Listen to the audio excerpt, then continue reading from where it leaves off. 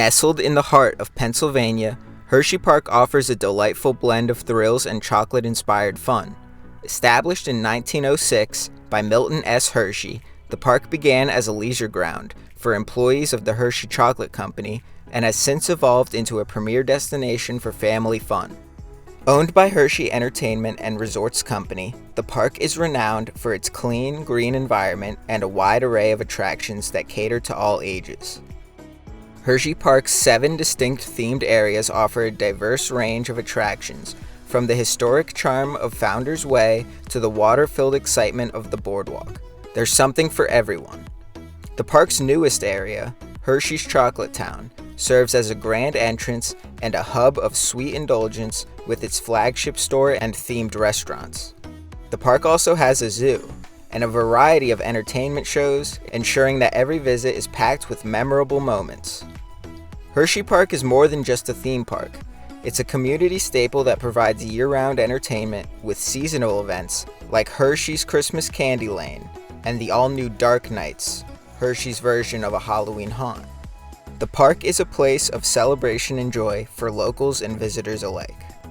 Now, let's get into ranking Hersheypark's 14 roller coasters. Coco Cruiser. This Junior Zamperla coaster is meant for Hershey's younger audience. It fits well in its location as it sits next to many other family attractions. Obviously, it's just a clone of the normal Zamperla Junior coasters, so it's nothing special or unique to the park. Trailblazer. Unfortunately, this is probably one of the worst Aeromine trains I've been on. It's not very exciting or interesting. It is a unique layout, though, that traverses along the terrain of Pioneer Frontier, but it's very slow, definitely in the same tier as Coco Cruiser. Laugh Track. This Mauer spinning coaster is unique in the fact that it's indoors. While the effects are cool and the dark building adds some atmosphere, the ride kind of disappoints. The spinning isn't great, but it is better than some others I've been on. This is one of the most popular rides in the park because families love this attraction, so I suggest you get to this ride very early in the day. Wild Mouse. Another Mock Ride's Wild Mouse that gives some great laterals. This one seems to be smoother for me than a few others that I've been on, but obviously you know exactly what to expect with these rides. Super Duper Looper. This Schwarzkopf Looper was the first coaster to go upside down on the East Coast. It's definitely impressive for its time, however it doesn't quite stack up with the coasters that are built today. This is a great ride for someone's first looping coaster, definitely a step up from the previous attractions. Comet. A fun little PTC wooden coaster that used to be much higher in my rankings, but after a few years and multiple new coasters built, this ride has inevitably dropped to 9th. It's a great coaster and is very popular with the GP. It has great airtime in the back and is overall pretty smooth. Jolly Rancher Remix. Okay, this is definitely the best Vekoma Boomerang I've been on. The new audio and lighting effects, as well as the tunnel which pumps out smells, have been a very welcomed addition to Hersheypark. It's also very smooth and enjoyable due to the new Vekoma trains, as well as a braking system upgrade in the station which smoothly stops the train. Great Bear. I'm usually a fan of B&M inverts, but this one just doesn't do it for me. I still think it's better than the previously mentioned rides, but it's not a highlight for me when I visit.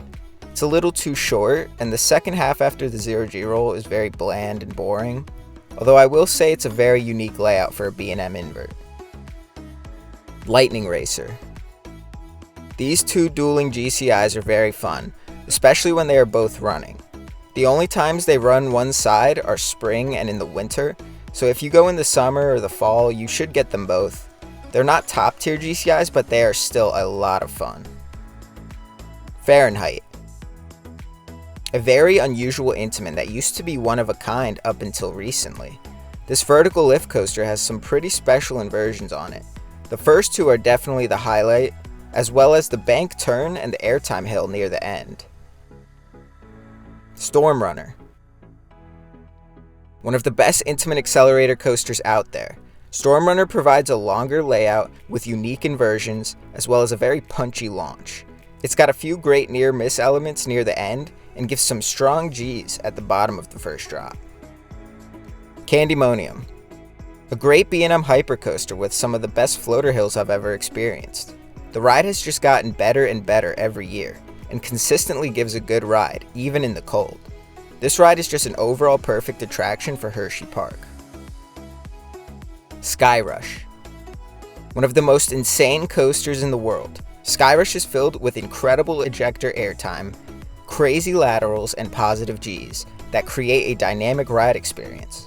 The first drop is one of the most demented elements on any coaster I've been on. The only issue for me with this ride is its length. I actually don't have any issues with the restraints, it's more just the short ride time. Other than that, this ride is just a masterpiece. I will say this is also the roller coaster that I have ridden the most times out of any roller coaster. I pretty much grew up with this ride, and I consider Skyrush to be the reason I became a coaster enthusiast. Wildcat's Revenge. This RMC hybrid coaster has now taken the crown from Skyrush as the best ride at Hersheypark. Wildcat's Revenge has everything Skyrush has and more. And it's also just a more complete ride than Skyrush. Where Skyrush does a lot of the same maneuvers, Wildcat's Revenge throws you around every way possible. The best word to describe this RMC is aggressive. Its fast-paced layout and profiling create a phenomenal ride experience for all thrill seekers. The park is very popular with the general public. It's the most visited theme park in Pennsylvania, and the 9th most visited theme park in North America. It's my 3rd favorite park behind Cedar Point and Busch Gardens Williamsburg. The coaster collection can compete with any park on the planet. This is a place you definitely need 2 days for if it's your first time. There's so much to see and do in the Hershey area, and you definitely don't want to miss any of it. Thanks for watching, and I'll see you next time.